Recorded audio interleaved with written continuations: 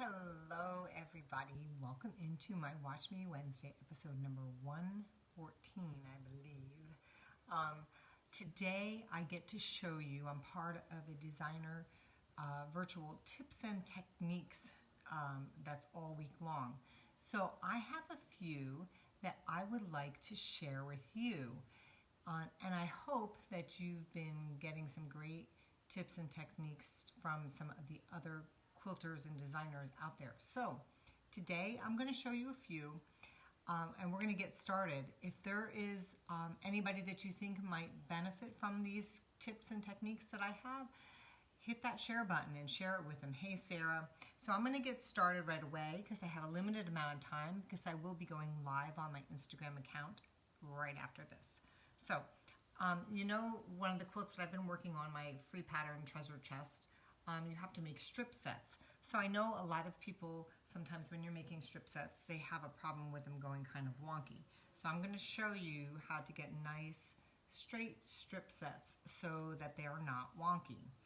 So when you start off with your strips, what I do is, the longer the strip, the more wonky it might get. So I actually cut them down depending on how wide the end product needs to be.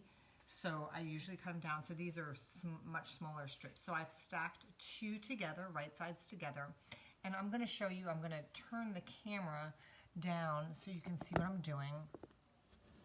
Okay, so now what I'm going to do basically is I'm going to sew these two strips together like you normally would with a 1/4 inch foot on. I don't do any pinning for this, but the accuracy really counts here. So you need to make sure you're doing an accurate 1/4 inch seam allowance. So you're going to sew down, start on one end and sew down through to the other end. And I do it with needle down because if I'm not pinning, I might need to readjust somewhere along the line.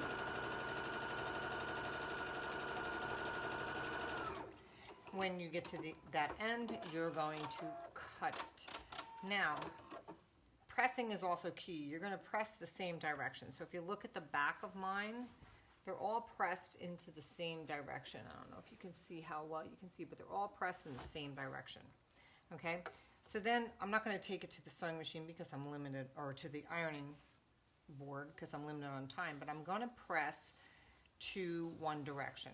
Then I had started on this end and sewed from here, from this end to this end. Now the next strip I'm going to put on, I'm going to make it even with this end. And yeah, sometimes some strips are longer than the other, so this end will end up being wonky, which is okay. So if you take a look, here is the wonky end. See how they're all kind of not even? But here on this end, they're all nice and even. So that way I know which side I've lined up. So I'm lining it up with that side. But what I'm going to do now is sew from this end to this end instead of what I did the first time, from this end to this end. That helps to prevent some of the wonk. So I have to turn it over to do that. But I've lined it up ahead of time. And this end, remember, this end's not going to match. It's this end that you want. So if you want to put a pin at that end, that's fine so it doesn't move. So then you're going to sew from this end all the way through to the other end. And remember, you have that accurate 1/4 inch seam allowance. Okay, so now you're going to press in that same direction again, all right? So you're just pressing back in that same direction. Now, I know now you're going to say, well, I have this one wonky end here and the straight end, but what you end up doing is, I'm going to turn you here. So if you can see, let me set these aside. So if you can see here, the straight edges here and the wonky kind of where the ends are, some are longer than the other, are on this side. Basically, you're going to start cutting your strip sets, or your pieces for the block, whatever block you're making. This is from my treasure chest free pattern, and I can put the link above me when I'm done. You're just going to square up your block like you normally would.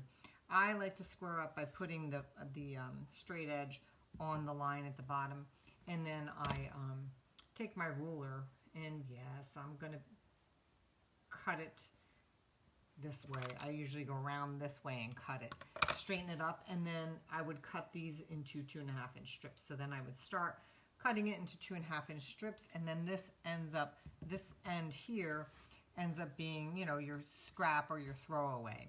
So that's how you're going to get perfect, or really close to perfect straight seams by sewing up one side, down the next, and alternating in your strip sets. That's how you get that nice straight lines, okay? Sew down one, sew up the other. Sew down one, sew up the other. So you're alternating. Now, I have a couple other tips that I do want to show you. So a lot of you who have taken my classes, you know kind of about this little tool. This is called an eyebrow trimmer, shaper, etc. So you can get it in the drugstore. I'm going to turn you down just a little bit more so you can kind of see what's going on here. So if I don't like how that came out, I can go ahead and take that out if I want. So I'm going to basically start here, and it takes the place of, oh, my quilt inspector wants to see. You're in the way, bud. So let's turn the camera this way and put it over here. This is called improvisation, right? So you're going to start here, and you're just going to take that eyebrow trimmer, and you're just going to clip. And what I do, let's see if I can show you better this way, is you're just going to kind of clip those threads in there.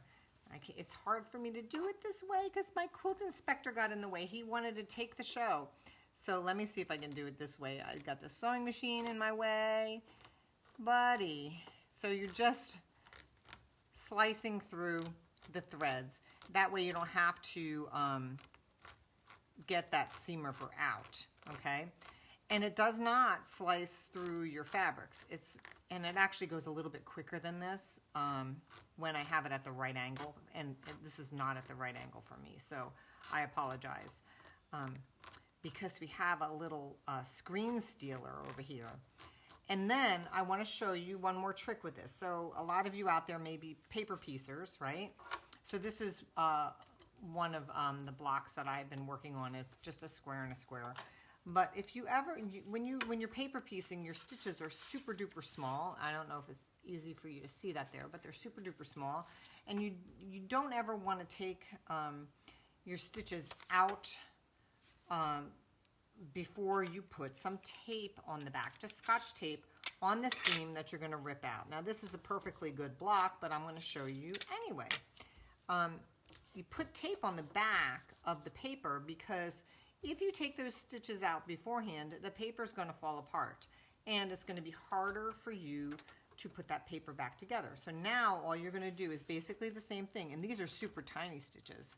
So it's so much easier with this to get these stitches out. See, now I got it a little bit better. It's so much easier to get these stitches out with this because these are super, super tiny. And my quilt inspector is going to have to move for my next one, my next live video on Instagram. He is just taking it all up. This takes pretty much no time to do versus trying to pick out stitches. See how nice and easy that came out? So this is something you might want to pick up. You can get it in like Walgreens or CVS. It's eyebrow trimmer shaper, a nice little tool. It's not, it has a little serrated blade sort of, but it doesn't, you can see it doesn't cut my finger or anything. So I'm going to give you one more look at my quilt inspector. See how he's made himself a little home there? He is nice and comfy, cozy. Anyway, so I am going to face you guys back up so you can see my ugly mug. Whoop, there we go. There we go. So those are my tips for today.